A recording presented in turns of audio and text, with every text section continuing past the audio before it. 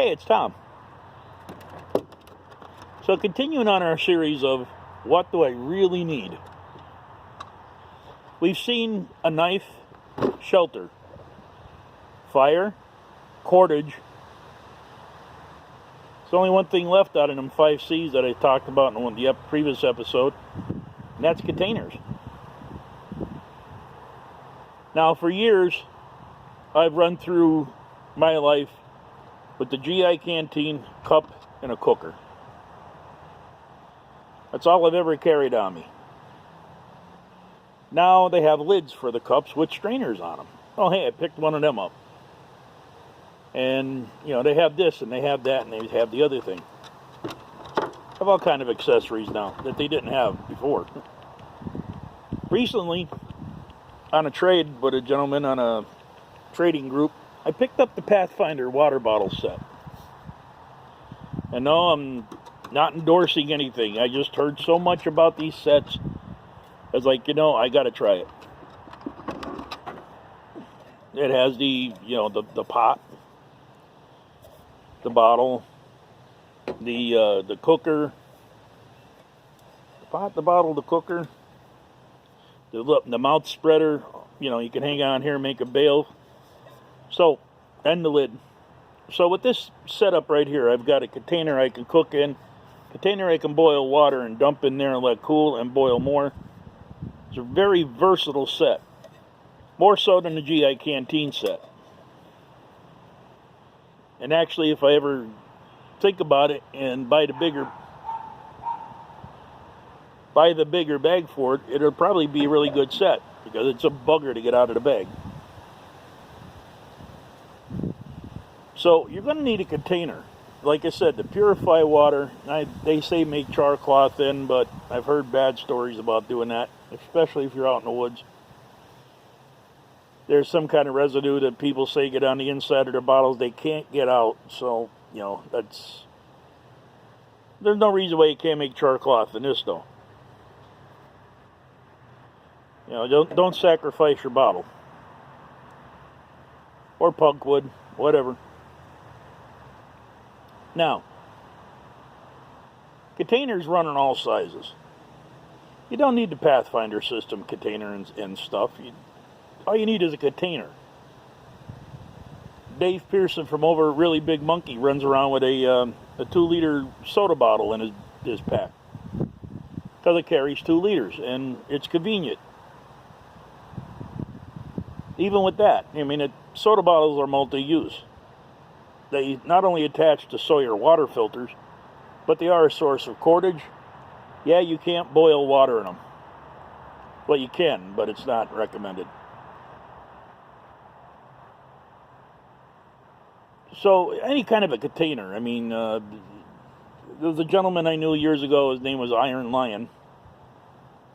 And, he used to spell it Iron Lion. But anyway, he used to carry 2 Nalgene canteens with him. So there's a million different containers. I have Nalgene bottles, I have the GI bottles, I have, Nalgene Oasis GI canteen, Blackhawk Oasis GI canteen.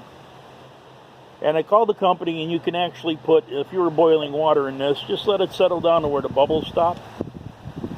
And you can pour it into that canteen without it melting, which you can't do with a regular GI canteen.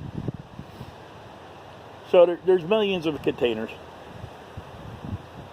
It's your preference what you want to do. Personally, myself, I carry a stainless steel bottle, not just the Pathfinder, but any kind of stainless steel.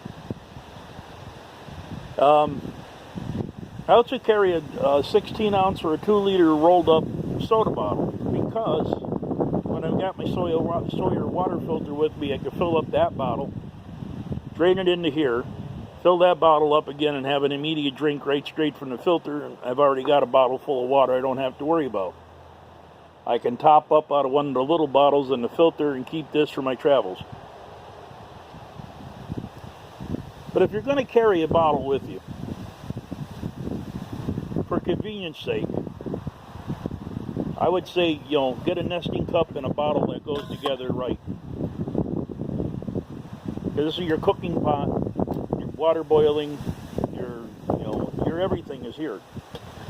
Even if you want to make char cloth, you can just do this with it and make char cloth.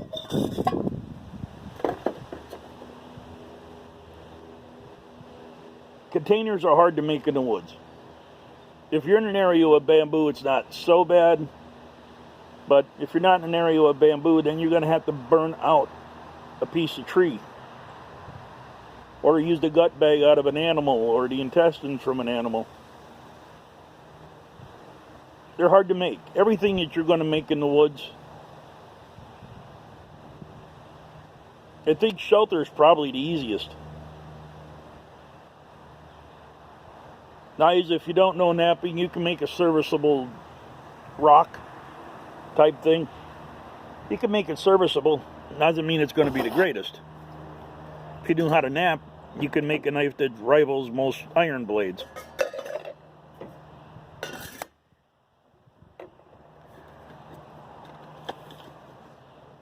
So, we covered the 5 C's. And without knowing it, I learned from the service, this is what you need to carry. We carried water bottles, we carried cordage, cutting tools, shelter. So it's generally a universal thing, this is what you need to carry, is the 5 C's. So just carry them. It doesn't weigh that much to carry them. It really doesn't. It might weigh 7-8 pounds, tops. And you can make it through a 72-hour scenario with them 5 C's without a sweat. So, we've seen the 5 C's, let's just say. Now, in this whole series of videos, this will be part 5. From here on out, we're going to start looking at some other stuff that you're going to need in the woods. Now, what I mean by other stuff is the 5 C's are great, but what are you going to carry all them 5 C's in? That's other stuff to me. That's, you're going to need a pack or a bag of some kind. You can go haversacked, you can go backpacked. So we'll take a look at it, because there's a big difference here between what people carry just to go out and what you really need to be out there. There's a big difference. I've always practiced minimal survival. I've always practiced that. I learned a long time ago in the service that by having a heavy kit, it slows you down. Wears you out faster, this, that, and the other thing. So I always carried a minimal kit. So once I get my brain back from this series that I just shot, because it only goes so far, then it doesn't want to work right. Once I get my brain back, we're going to look at some different options and some other things that you're going to need. So, this is Tom. I want to thank you for your time and your patience, and we'll see you guys on part 6.